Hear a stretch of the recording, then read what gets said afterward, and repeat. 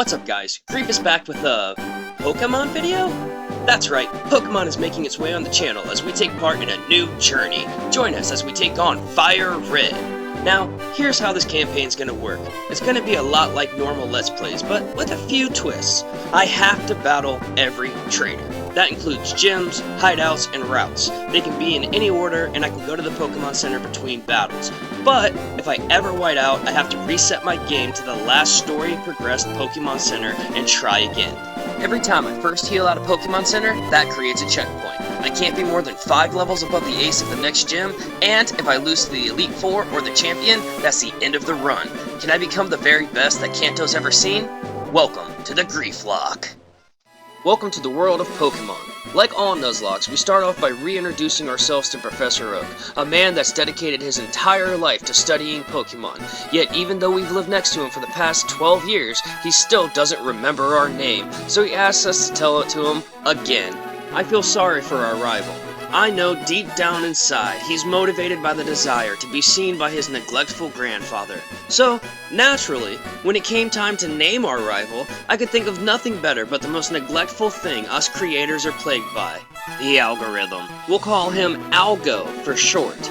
As we're transmuted down to a pixelated version of ourselves, I realize I've been playing way too many video games and need to take a break.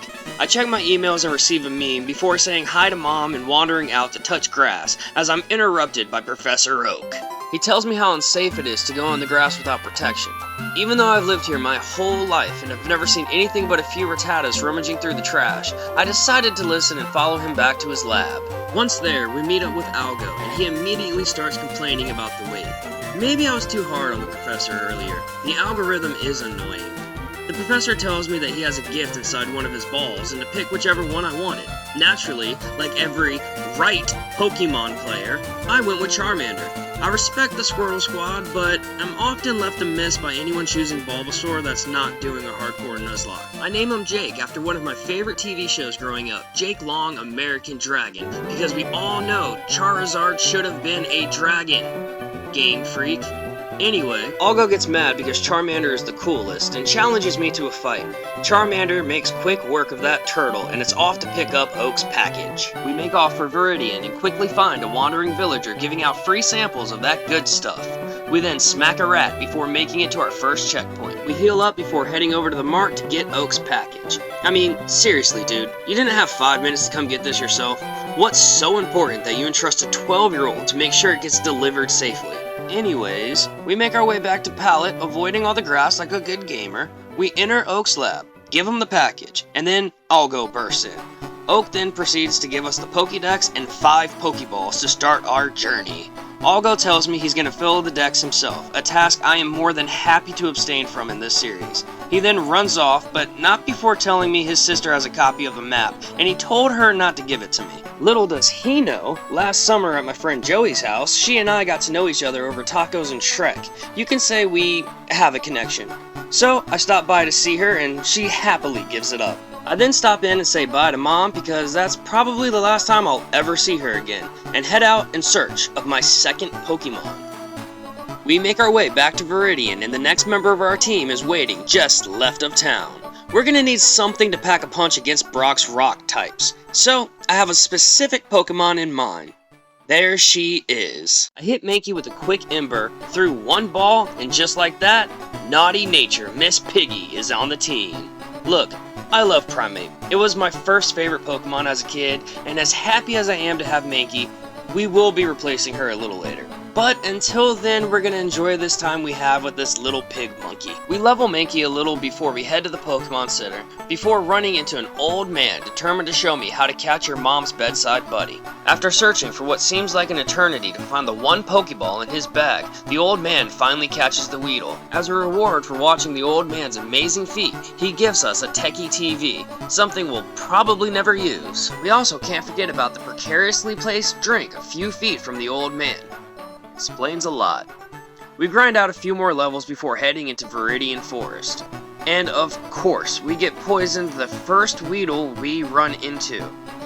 Now, I know this isn't a hardcore Nuzlocke, but I still don't like it when my Pokemon faints, so I rush my unprepared self back to the Pokemon Center and heal up before going to buy all the antidotes I'll probably ever need for this series, before heading back to the forest. Now, this is where the battle every trainer stipulation gets interesting. While most Nuzlockes avoid all the trainers, I'm not going to. Meaning, if I'm not careful, I'll start all the way back to the Pokemon Center before getting Oak's package. And for everyone in the comments saying, well, he already cheated because the rival fight next to where he caught the Mankey, blah blah blah blah blah. Shut up. I make sure to lead with Jake before we get into our first trainer. Jake, as expected, lights a fire under some bug bodies so hot they immediately turn to ash. Some of the battles I switched to Miss Piggy to scratch her way out some easy Cocoon XP. We easily blow through the rest of the trainers while picking up all the items irresponsible trainers dropped along the way. One man's trash is Griefus's side hustle. And finally, we make it out of Viridian Forest without being poisoned again. Glad I bought 10 antidotes. We rush to Pewter City Pokemon Center to unlock our next checkpoint. We then proceed to start leveling up Mankey. Brock's ace is level 14, and Jake is already level 12. Not like I'll be using Jake, but still need to grind. I take a break to go get our third member when we run into a super rare Viridian Pikachu. Hello, future problem solver. It takes a couple balls, but Sellout has been added to the team. We snag a Caterpie for that tasty Butterfree confusion and name it Feels. 20 years later, and the scars are still there, Ash. They're still there. While we were grinding levels, we came across an untypically strong Rattata. We caught it and named it Hammy. I don't know about you, but there's something about this rat. After grinding everyone up to level 15, it was time to face Brock. We lead with Miss Piggy because she got that hi-ya and make quick work of Brock's one lackey. Then proceed to make our way to the man himself. Our first real challenge.